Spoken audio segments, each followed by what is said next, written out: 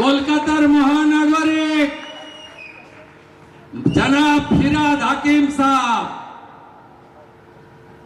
আপনি যে বুথে ভোট দেন চেতলা গার্লস,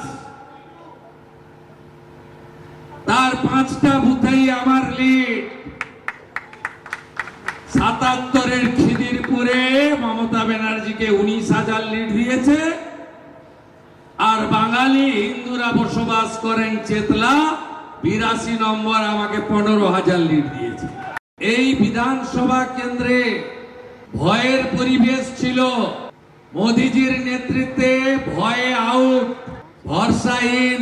भवानीपुर में 15 साल विधायक का काम कैसा होता है ये आपको पता नहीं चला, अभी आपको मिल जाएगा।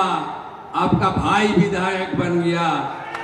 एक वार्ड में मैं अभी ऑफिस नहीं करूंगा, वो वार्ड नंबर 77, बाद में सोचा जाएगा, वो भी मेरा जनता है। बाकी 7 वार्ड में 7 एमएलए ऑफिस आने वाला 1 महीने के अंदर मैं चालू कर दूंगा।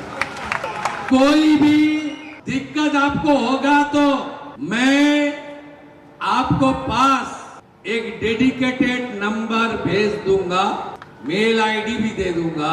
व्यापारी आदमी, हाउसिंग का आदमी, कोई भी किसी तरीके से गलत आपको कुछ बोलेगा आप मत कीजिए, मेरा पास सीधा समाचार भेज देना।